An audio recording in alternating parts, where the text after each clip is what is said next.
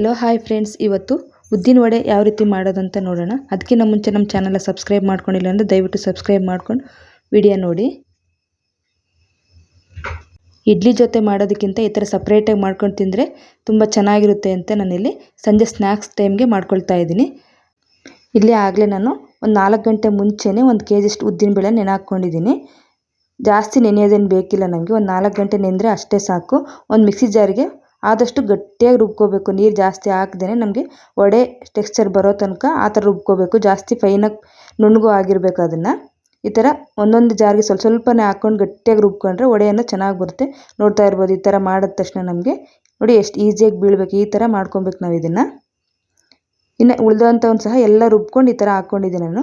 ಇದಕ್ಕೆ ನಾನು ಹಸಿಮೆಣಸಿನ್ಕಾಯಿನ ಹಾಕ್ಕೊಳ್ತಾ ಇದ್ದೀನಿ. ನಾನಿಲ್ಲಿ ಬೇಕಾದ್ರೆ ಪೆಪ್ಪರ್ ಪೌಡ್ರು ಅವೆಲ್ಲ ಹಂಗೆ ಕ್ರಷ್ ಮಾಡ್ತಾನೆ ಹಾಕ್ಕೊಬೋದು. ನಾನು ಪೌಡ್ರ್ ಹಾಕ್ಕೊಳೋದ್ರಿಂದ ಸ್ವಲ್ಪ ಹಸಿಮೆಣ್ಸಿಕಾಯನ್ನು ಈ ಥರ ಹಾಕ್ಕೊಳ್ತಾ ಇದ್ದೀನಿ. ಇದಕ್ಕೆ ಒಂದು ಅರ್ಧ ಟೀ ಸ್ಪೂನಷ್ಟು ಸೋಡಾ ಪುಡಿ ಹಾಕ್ಕೊಳ್ತಾ ಇದ್ದೀನಿ. ಇದಕ್ಕೇ ಸ್ವಲ್ಪ ಕೊತ್ತಂಬರಿ ಸೊಪ್ಪು, ಸಣ್ಣದಾಗಿ ಹಚ್ಚಿರೋವಂಥ ಹಸಿ ತೆಂಗಿನಕಾಯಿನ ಕಟ್ ಮಾಡಿ ಹಾಕ್ಕೊಂಡಿದ್ದೀನಿ ನಾನಿಲ್ಲಿ. ಸ್ವಲ್ಪ ಶುಂಠಿ ತುರಿದಿರೋ ಅಂಥದ್ದನ್ನ ಹಾಕ್ಕೊಂಡಿದ್ದೀನಿ. ರುಚಿಗೆ ತಕ್ಕಷ್ಟು ಉಪ್ಪು ಹಾಕ್ಕೊಳ್ತಾ ಇದ್ದೀನಿ. ಇದಕ್ಕೆ ಕಾಳು ಮೆಣಸಿನ ಪುಡಿನ ಸಹ ಹಾಕ್ಕೊಳ್ತಾ ಇದ್ದೀನಿ. ಬೇಕಾದ್ರೆ ನೀವು ಜಜ್ಜಿ ಆ ಥರನೂ ಹಾಕ್ಕೋಬೋದು. ಇಲ್ಲ ಪುಡಿ ಇರೋದ್ರಿಂದ ಪುಡಿ ಹಾಕ್ಕೊಳ್ತಾ ಇದ್ದೀನಿ. ಇವನ್ನೆಲ್ಲ ಹಾಕ್ಬಿಟ್ಟು ಚೆನ್ನಾಗಿ ಮಿಕ್ಸ್ ಮಾಡ್ಕೊಬೇಕು. ಇದು ಫುಲ್ಲು ಒಂಥರ ಚೆನ್ನಾಗಿ ಈ ಥರ ಮಿಕ್ಸ್ ಮಾಡ್ಕೊತ ಕಲಿಸಿದ್ರೆ ನಮಗೆ ಬಬಲ್ಸ್ ಥರ ಊದ್ಕೊಳ್ಳೋಂಗೆ ಆಗಬೇಕು. ಆ ಥರ ಮಾಡಿದ್ರೆ ಒಳಗಡೆ ಫ್ಲಫಿಯಾಗಿ ಚೆನ್ನಾಗಿರುತ್ತೆ. ಈ ಥರ ಎಲ್ಲ ನೀಟಾಗಿ ಮಿಕ್ಸ್ ಮಾಡ್ಕೊಬೇಕು.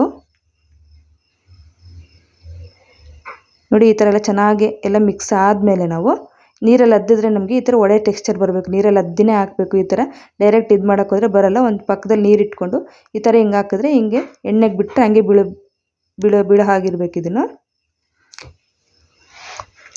ಅಷ್ಟರಲ್ಲೇ ನಾನು ಇಲ್ಲಿ ಕಡೆ ಎಣ್ಣೆ ಕಾಯೋದಕ್ಕೆ ಇಟ್ಕೊಂಡಿದ್ದೆ. ಎಣ್ಣೆನೂ ಸಹ ಕಾದಿದೆ ಅಲ್ವಾ, ಹೈ ಫ್ಲೇಮಲ್ಲೇ ಇಟ್ಕೊಂಡು ಈ ಥರ ಒಂದೊಂದನ್ನೇ ಸ್ವಲ್ಪ ಕೈಯಲ್ಲಿ ನೀರು ಹತ್ಕೊಳ್ಳೋದು ಮತ್ತು ವಡೆ ಅದನ್ನ ತೊಗೊಂಬಿಟ್ಟು ಎಣ್ಣೆಲಿ ಬಿಡ್ತಾ ಇದ್ದೀನಿ.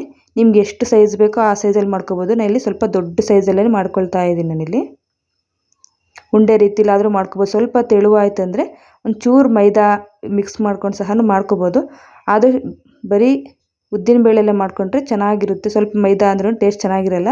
ಆದಷ್ಟು ಗಟ್ಟಿಯಾಗಿ ರುಬ್ಕೊಳ್ಳೋಕೆ ಟ್ರೈ ಮಾಡಿ. ನೀಟಾಗಿ ಎರಡು ಕಡೆನೂ ಬೇಯಿಸೋ ರೀತಿ ಚೆನ್ನಾಗಿ ಕುಕ್ ಮಾಡ್ಕೊಬೇಕು. ಫುಲ್ ನಾವು ಬಬಲ್ಸ್ ಅದೆಲ್ಲ ಕಂಪ್ಲೀಟಾಗಿ ಕುಕ್ ಮಾಡಿಕೊಂಡ್ರೆ ಒಳಗಡೆ ಚೆನ್ನಾಗಿ ಬೆಂದಿರುತ್ತೆ. ನಾವು ಅರ್ಧ ಬೆಂದರೆ ಒಳಗಡೆ ಎಲ್ಲ ಹಸಿ ಹಸಿ ಹಾಗೇ ಇರುತ್ತೆ. ಆದಷ್ಟು ನಾವು ಚೆನ್ನಾಗಿ ಫ್ರೈ ಮಾಡ್ಕೋಬೇಕಿಲ್ಲಿ. ನೋಡಿ, ಎಲ್ಲ ಬಬಲ್ಸ್ ಎಲ್ಲ ಕಡಿಮೆ ಆಗ್ತಾ ಇದೆ ಇವಾಗ. ಈಗ ಇದನ್ನು ತೆಗೆದಿಟ್ಕೊಳ್ತಾ ಇದ್ದೀನಿ. ಇನ್ನೊಂದು ಸತಿನೂ ಸಹ ಹಾಕ್ಕೊಂಡಿದ್ದೀನಿ, ನಾನು ನೋಡ್ತಾ ಇರ್ಬೋದು. ಇವನು ಸಹ ಇಷ್ಟ ಬಬಲ್ಸ್ ಎಲ್ಲ ಕಡಿಮೆ ಆದಮೇಲೆ ಸರ್ವ್ ಮಾಡ್ಕೊಳ್ತಾ ಇದ್ದೀನಿ. ತುಂಬ ಅಂದರೆ ತುಂಬ ಚೆನ್ನಾಗಿರುತ್ತೆ ಫ್ರೆಂಡ್ಸ್. ನೀವು ಒಂದು ಸತಿ ಟ್ರೈ ಮಾಡಿ ಹೇಗೆ ಬಂತು ಅಂತ ಕಾಮೆಂಟ್ ಮಾಡಿ.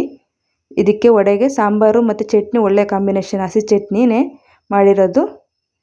ಓಕೆ ಫ್ರೆಂಡ್ಸ್, ಬಾಯ್. ನಿಮ್ಗೆ ಈ ವಿಡಿಯೋ ಇಷ್ಟ ಆಗಿದ್ದರೆ ಒಂದು ಲೈಕ್ ಮಾಡಿ. ಆದಷ್ಟು ನಮ್ಮ ಚಾನಲ್ನ ಸಬ್ಸ್ಕ್ರೈಬ್ ಮಾಡ್ಕೊಂಡು ನೋಡಿ.